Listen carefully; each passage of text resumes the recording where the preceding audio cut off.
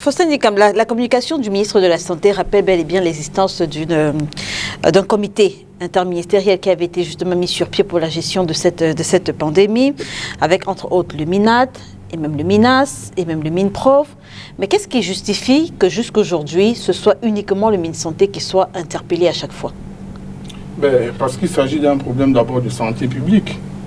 Il s'agit d'une épidémie qui a frappé le Cameroun et donc le ministère de la Communication, de la Santé est à l'épicentre de l'organisation et même de la conduite de ce que le gouvernement a mis sur pied pour lutter contre cette pandémie. Mais pour être plus sérieux, il faudrait que j'ai entendu le président Sambaka et mon ami Binyam, et je me suis rendu compte que nous ne sommes pas au même niveau d'information en ce qui concerne la gestion de cette pandémie au Cameroun. Le gouvernement a commencé par mettre sur pied un plan de lutte. Il y a eu un plan de lutte, M. Binyam. Il y a eu un plan de lutte. Nous avons entendu, vous avez vu dès le départ, le Premier ministre a mis sur pied ce qu'elle appelait tout à l'heure un comité interministériel pour pouvoir réfléchir et voir comment est-ce qu'il faut porter l'assaut à la lutte. Dès le départ, on a parlé de 1 milliard que le président avait fait débloquer. Les uns ou les autres ont dit que c'était peu, pendant que la Côte d'Ivoire et je ne sais pas quel pays donnaient des dizaines promettaient 1000 milliards et autres, n'est-ce pas? Et par la suite, je crois qu'il y a eu 180 milliards. Ensuite, il y a eu un fonds de solidarité. Et puis, il y a eu les bailleurs de fonds qui ont apporté aussi leurs différents soutiens. C'est globalement tout cet argent qui fait problème aujourd'hui. Le problème n'est pas tant au niveau de la mise en place d'un comité de lutte par le Premier ministre chef du gouvernement que de la gestion elle-même, de l'implémentation sur le terrain. Qu'est-ce qui s'est passé en réalité? Et c'est ici que je devrais interpeller certains de nos confrères. Parce que le journalisme doit redevenir un métier dans notre pays. Il faudrait que les gens apprennent à traiter l'information. Parce que l'information est comme le sang du corps social. Une information qui est infectée, infecte globalement la société. Et c'est pour cela que les gens peuvent venir sur les plateaux de télévision et trouver que ce que les journalistes ont dit, c'était de l'évangile. Or, il s'est agi de la mauvaise information que certains confrères ont débité à la nation, ce qui n'est pas normal. Voyez-vous? Alors, on vous a dit par exemple que le ministre de la Communication avait reçu 8 milliards. Mais c'est faux. Il n'en est pas question. Dans la collecte, le traitement et la diffusion de l'information, nous sommes allés investiguer. Je suis allé personnellement rencontrer le ministre de la Communication mercredi dernier.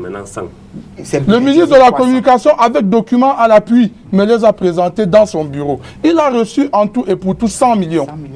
Et c'est avec les 100 millions de francs qu'il a organisé la campagne de sensibilisation que vous avez vue, ainsi de suite. Quel pouvait donc être l'objectif? Quel pouvait donc être Alors, l'objectif il faudrait que les uns et les autres sachent que chaque fois que dans un projet au Cameroun, en fait, dans le monde, il y a échec, c'est qu'il y a eu au départ un échec de communication. Il faut qu'on cesse de penser que la communication doit rester le parent pauvre de toute organisation. Monsieur Faustin Ndikam, j'ai envie de vous demander quel pouvait donc être l'objectif derrière la sortie du confrère de Yaoundé? Mais l'objectif était simple. C'est ce que je viens de dire ici.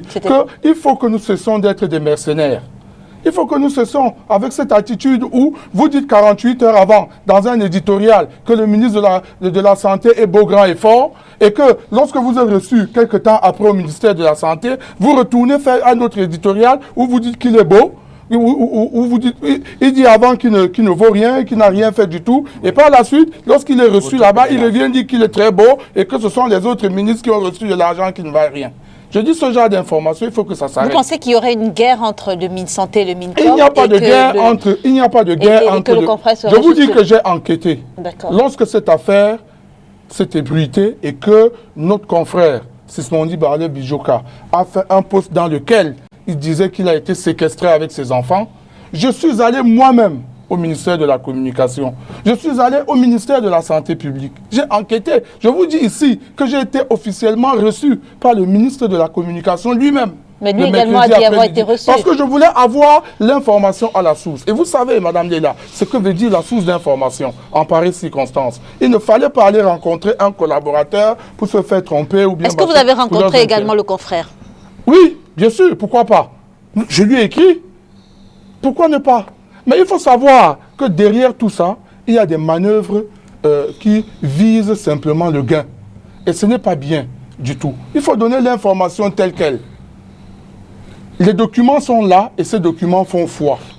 Et comme l'a dit quelqu'un ici sur le plateau tout à l'heure, ce qui était réservé au ministère de la Communication, c'était, je crois, c'était en réalité, je crois, 420 millions. 300 millions. Voilà, 300 millions. 300 Ils n'ont pas reçu, ils ont reçu au jour d'aujourd'hui 100 millions. Et les documents sont là. Lorsqu'on vous dit, par exemple, il y a des managers ici sur le plateau, que 8 milliards sont sortis, c'était sur la base d'un quoi? D'un décret, d'un arrêté ou bien d'une décision. Où sont les documents? Il faut avoir les preuves de ce qu'on dit. Avant de débiter une information, je crois que nous devons toujours aller à la source pour avoir des preuves. C'est ce qui me semble n'avoir pas été fait par notre confrère. Ouais, je n'ai pas fini. D'accord, vous terminez rapidement. Vous terminez rapidement. Je voudrais simplement dire qu'on a juste observé qu'il y a une cacophonie dans la gestion des fonds de la Covid-19 au niveau du ministère de la Santé publique. Et cette observation est venue de quoi?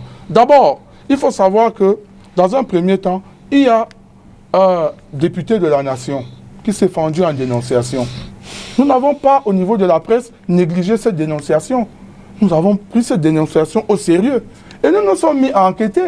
Et nous nous sommes effectivement rendus compte que dans les rapports, des différents rapports que le ministre de la Santé a publiés concernant la gestion de cet argent, il y a beaucoup de manquements. Je peux vous dire par exemple qu'une structure comme la PECAM, qui a donné 200 millions, n'a pas vu son nom apparaître nulle part et se plaint. Je peux vous dire par exemple qu'il y a quelques bailleurs de fonds qui ont écrit pour dire que ils avaient donné un certain montant, ils ne retrouvent pas ça à tel niveau, tel niveau. Donc ça veut dire que, comme Binyam le disait tout à l'heure, il y a des problèmes au niveau de la gestion de cet argent. Et c'est toujours comme ça. À chaque fois qu'il y a une situation où on doit sortir l'argent du contribuable, les mettre à la disposition de certains fonctionnaires, de les gérer, il y a toujours ces problèmes. Mais le président Biya avait dit une chose. Ils finiront tous par rendre gorge. Et cette affaire qui a commencé, je crois que vous avez entendu sur ce plateau quelqu'un dire qu'il y a une enquête qui a été ouverte par le Premier ministre chef du gouvernement. Je peux vous assurer qu'elle ne s'arrêtera pas là. Monsieur Fossani, j'ai juste oublié de vous demander, vous dites avoir écrit au confrère, et qu'est-ce qu'il a dit? Parce que vous avez rencontré le MINCOM, mais le confrère, oui, vous lui avez plutôt écrit, vous ne l'avez pas rencontré personnellement. Non. Et vous lui avez avez écrit? écrit? Échangé dans nos réseaux. Mais il a affirmé le lendemain matin, dans nos réseaux que vous connaissez très bien, qu'il a bel et bien été... Non, je veux dire, est-ce que c'était une conversation? Donc c'était... Ok, d'accord. Okay. Nous avons nos forats des journalistes que tout le monde connaît. Et c'est dans ces forats que nous discutons. En fait, j'interroge la démarche. Vous avez rencontré le MINCOM, oui. Mais quant à lui, vous l'avez pas... C'est dans les forats, dans nos forats. Vous n'avez pas jugé important de le rencontrer? Pourquoi pas? Pourquoi le rencontrer si nous pouvons déjà nous rencontrer dans nos forats, des forats qui sont dédiés aux journalistes? D'accord.